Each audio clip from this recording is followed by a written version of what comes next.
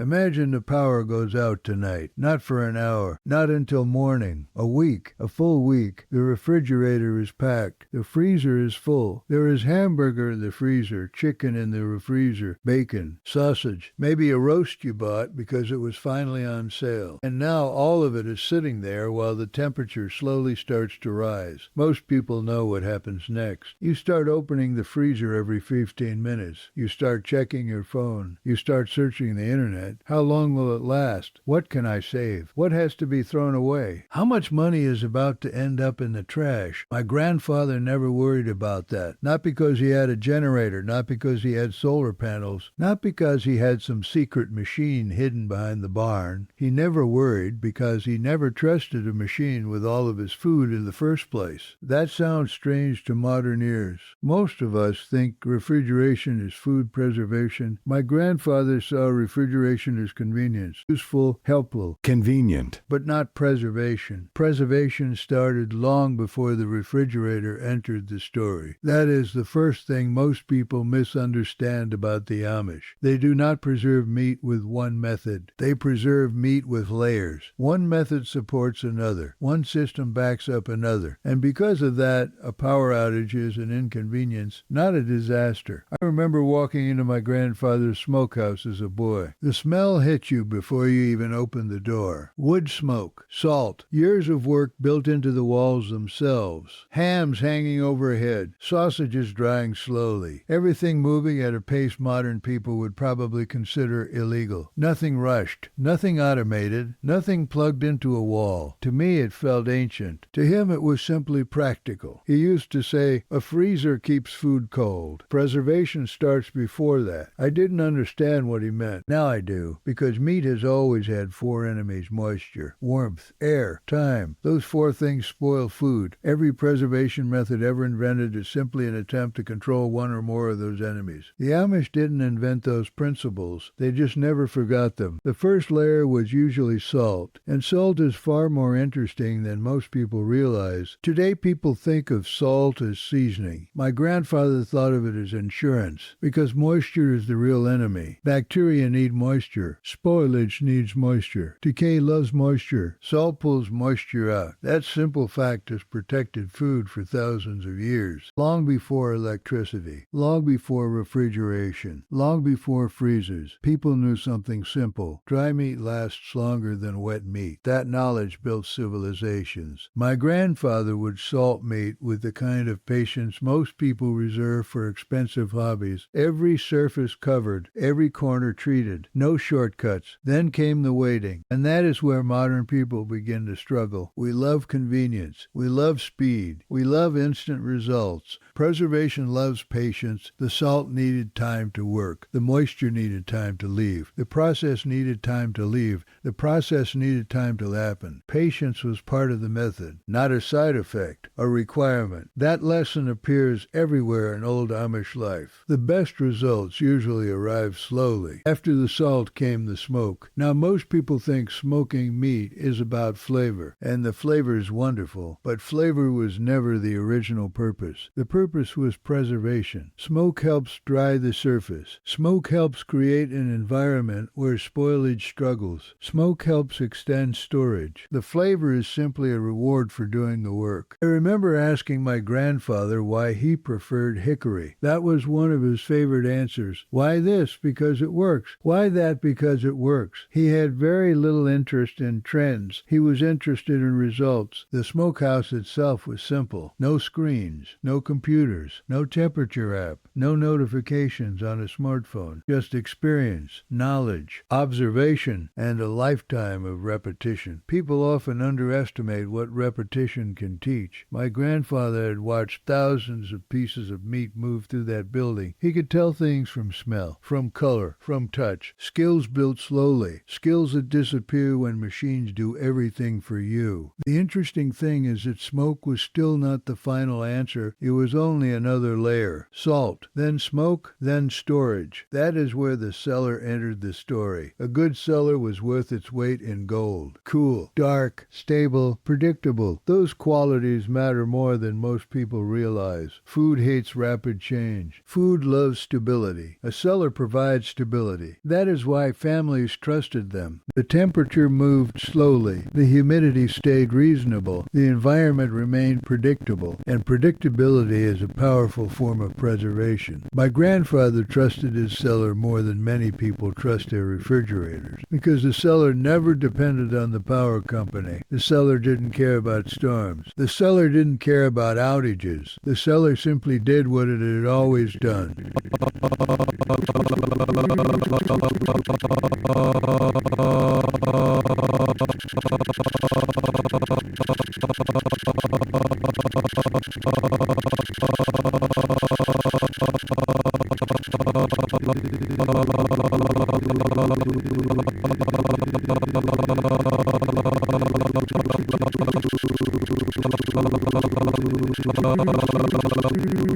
The older I get, the more I realize my grandfather wasn't really preserving meat. He was preserving options. That sounds like a strange thing to say, but think about it. Most people today have one plan. The refrigerator, the freezer, the grocery store, three systems that all depend on electricity, transportation, and somebody else doing their job correctly. My grandfather always wanted more than one option. That is why another layer existed.